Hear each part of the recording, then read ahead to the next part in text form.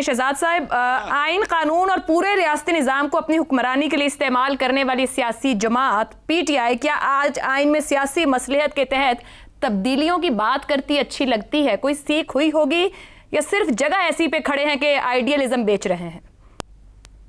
अच्छा, नहीं, मेरा ख्याल है कि ये आप बहुत बड़ा एक आइडियलिस्ट किस्म का सवाल उन पे दाग रही हैं पीटीआई के रोल के ऊपर।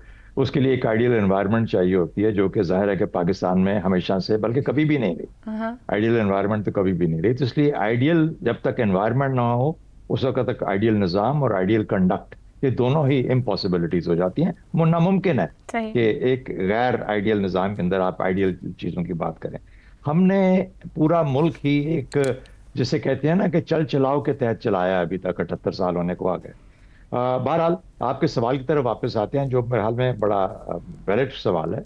पहली बात तो यह है कि निज़ाम का हिस्सा, हुकूमती निज़ाम का हिस्सा नहीं है पीटीआई, सियासी निज़ाम का हिस्सा तो है, पार्लिमानी निज़ाम का हिस्सा भी है।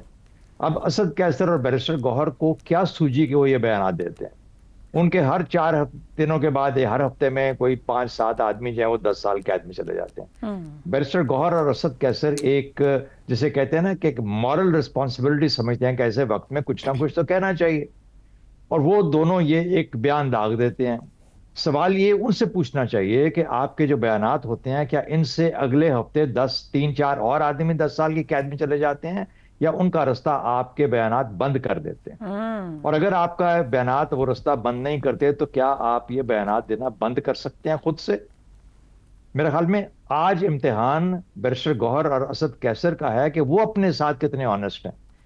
जो लोग अपने साथ ऑनेस्ट नहीं हैं, अपनी पार्टी के साथ ऑनेस्ट नहीं हैं, अपने सियासी मकसद के साथ ऑनेस्ट नहीं हैं, तो वो किसी एक यानी एक आइडियल निज़ाम को कैसे को रिटर्न कर सकते हैं या उसको रेफर कर सकते हैं? तो मेरा अपना ख्याल यूं है कि ये एक बहुत ज्यादा कॉन्फ्लिक्ट और डायकॉटमी मौजूद है। अब सवाल ये पैदा होता है कि पीटीआई के ऊपर जो वक्त है, मुश्किल वक्त है, बहुत मुश्किल वक्त है। क्या ये पाकिस्तान की तारीख में पहली मरतबा है? नहीं। क्या पाकिस्तान पीपल्स पार्टी के ऊपर 77 के बाद ये वक्त था? उन्होंने 11 साल कैसे गुजारे? उसके बाद क्या नैप पे, नेशनल अवामी पार्टी पे भुट्टो साहब के जमाने में वक्त, मुश्किल वक्त था, उन्होंने ये वक्त कैसा गुजारा? नैप एएनपी की शक्ल में बन के उभरी, पाकिस्तान पीपल्स पार्टी ने एक और शक्ल इख्तियार की, लेकिन उन्होंने अपना वजूद बरकरार रखा।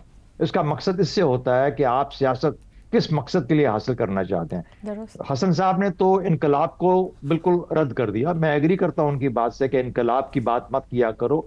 इनकलाब के बाद भी जो निज़ाम आता है वो उससे ज्यादा सख्त और जबर वाला होता है जो चल रहा होता है। तो इसलिए वो बात तो गई, लेकिन उसको बेहतर करना भी तो किसी की जिम्मेदारी है ना। सही। वो मेरा और आपका और हसन साहब का काम तो नहीं है, वो तो उन लोगों का काम है जिन्होंने सियासत को पेशे के तौर पे अपना लिया। जब सियासत को एक यकीन और पेशे के तौर पर, पैशन के तौर पे अपनाया, तो फिर उसके अंदर काम करने की जरूरत है ताकि निज़ाम को बेहतर किया जा सके।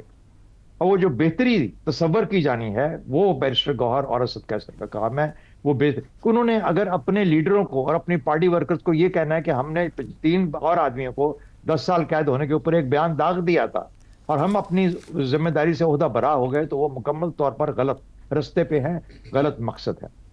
इसलिए एक सियासी पार्टी सियासत को छोड़ के कहां जाएगी? अब फिर जब कोई ये बात करता है ना कि बहुत नुकसान होगा पाकिस्तान का, अरे यार, आप 3 साल पीडीएम की हुकूमत रही, क्या किया आपने? क्या नुकसान किया? जब आप 4 साल हुकूमत में थे आपने क्या फायदा दिया? तो इसलिए बराए मेहरबानी सियासत को इतने सुपरफिशियल लेवल के ऊपर मत ट्रीट करें जिस तरीके से आप लेके चलते हैं। हसन साहब सही चीखते हैं, सियासत को भी बदनाम करते हो, इसको रुस्वा भी करते हो और उसका नाम खराब करते हो। अगर कम से कम सियासत की हद तक, जिसको कि कई लोग इबादत कहते हैं, और कहा रसूल पाक सल्लल्लाहु अलैहि वसल्लम ने कि ये हुकूमती निज़ाम, एक निज़ाम को चलाना, ये इबादत से भी इबादत से कम नहीं है।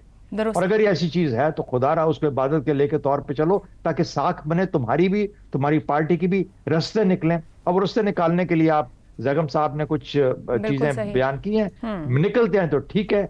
कोशिश करें कि अगले हफ्ते 3 या 4 और लोगों को 10 साल की कैद ना हो, उसके लिए रास्ता इख्तियार करें, और वो लड़ाई और इनकलाब का रास्ता नहीं है। कोशिश करें कि अपने मामलात और जो बातचीत का अंदाज है उसके अंदर बेहतरी लाने। दुरुस्त हो गया। रजा रूमी साहब, अचकज़ई साहब हो, अब्बासी साहब हो, अल्लामा नासिर साहब हैं, मुस्तफ़ा खोखर हैं, मौजूदा सिस्टम पर अदम एतमाद कर रहे हैं, मगर इनमें से कोई भी कोई मुल्कगीर सियासी क़ुव्वत नहीं रखता है। पीटीआई हर दबाव के बावजूद मुल्कगीर तहरीक है, मुल्कगीर जमात है। ऐसी जमात का अब तक सिस्टम को चैलेंज करना कोई असरात नजर नहीं आ रहे। क्या आने वाले अरसे में पीटीआई अगर सिस्टम से बाहर जाने का फैसला करती है, आपके ख्याल में सिस्टम पर कोई असर आएगा इसका? सिस्टम पे बिल्कुल असर आएगा आयशा। उसकी वजह यह है कि अभी जो भी इस जमहूरियत के साथ मुश्किलात हों या इसके नकाइस या इसकी खामियां हों, बहरहाल एक निज़ाम तो है, और इसीलिए हम वो मकूला यहाँ पर सादिक आता है कि बुरी से बुरी जमहूरियत जो है वो बेहतरीन आमरीत से बेहतर है। तो पहली तो ये बात है कि एज अ होल इस सिस्टम का नुकसान होगा, लेकिन उससे ज्यादा पाकिस्तान तहरीक इंसाफ का अपना नुकसान होगा। हसन साहब ने एक तारीखी नुक्ता यहाँ पर बयान किया, और मैं यही बात अब जब मैं तैयारी कर रहा था तो मैं उसी को देख रहा था कि 1985 के इलेक्शंस के बॉयकॉट के बाद जब भी बेनज़ीर भुट्टो शहीद से पूछा गया कि उनकी सियासी जो गलती क्या थी जब वो आई भी पाकिस्तान में, बाद में भी, तो उन्होंने कहा वो उन इंतखाबात का बॉयकॉट था, क्योंकि जैसे भी वो हालात थे, नामसाइद हालात के बावजूद जो है आपको पार्लियामेंट में एक जगह मिलती है। आज भी पाकिस्तान तहरीक इंसाफ को एक आवाज़ उनकी मौजूद है असेंबलियों में, कौमी असेंबली हो, सेनेट हो, सूबाई असेंबलियाँ हो। तो पहली तो ये बात है कि ये बिल्कुल ही एक अनवाइज नाआकिबत अंदेश एक फैसला होगा अगर वो इसके ऊपर अमल पैरा होते हैं। मगर मसला ये कि इमरान खान साहब की सियासत जो है वो हमेशा से यूं ही रही है आयशा, कि वो ये आपको याद है कि 2 सूबाई असेंबलियां भी उन्होंने अच्छी खासी, जहां पे उनकी हुकूमत थी, उन्होंने उनको तोड़कर अपने लिए कितनी मुश्किलात का इजाफा किया। आप सोचिए, एक ऑल्टरनेटिव थॉट एक्सपेरिमेंट कीजिए कि अगर उन्होंने वो 2 सूबाई असेंबलियां ना तोड़ी होती तो फिर उनकी पार्टी का और वो कहां पर होते आज। बिल्कुल इस सिस्टम को अपने आप से बाहर करना जो है ये काम होता है, बिल्कुल इनकलाबियों का काम होता है जो एक खास नजरिया रखें। लेकिन एक शख्सियत परस्त जमात, या जिसे आप कल्ट भी कहते हैं अंग्रेजी में, वो वहां ये मामला चलता नहीं है। पहली तो ये बात है। दूसरा प्रॉब्लम जो आपने जिक्र किया, बाकी अचकज़ई साहब हो, खोखर साहब हो, शायद खाकान अब्बासी हो, मिफ्ता हो, ये सब बहुत कायदे के सियासतदान हैं। इनमें से बहुत सारे लोग कॉम्पिटेंट भी हैं, लेकिन उनकी मुल्कगीर कोई जड़ें नहीं है ताहाल, नंबर 1। और नंबर 2, अभी उन्होंने एक इकट्ठ भी किया था इस्लामाबाद में, जहां पर उन्होंने एक चार्ट ऑफ डेमोक्रेसी वगैरह का जिक्र किया। तो उसमें से सबसे पहला नुक्ता होना चाहिए था, जो कल सुहेल वड़ाइक साहब ने अपने कॉलम में भी लिखा है। उन्होंने कहा कि जब तक पाकिस्तान तहरीक इंसाफ जो उनके दौर में जो कुछ होता आया है उसको एक्नॉलेज नहीं करके माफी नहीं मांगेगी तो आगे बढ़ने का अमल नहीं होगा। सियासी कुव्वतों के साथ कोई चार्टर ऑफ डेमोक्रेसी की रिवाइवल की सूरत नहीं निकल सकती। उनको एक्नॉलेज करना होगा कि उनसे गलतियां हुई। असद कैसर साहब ने थोड़ी बहुत बात कही है।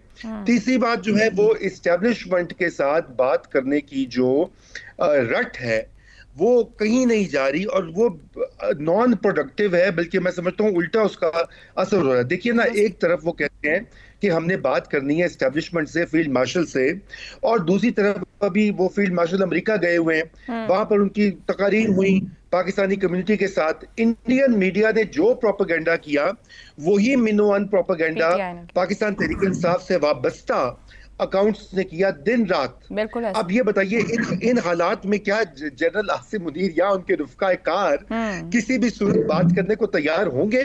कतन नहीं।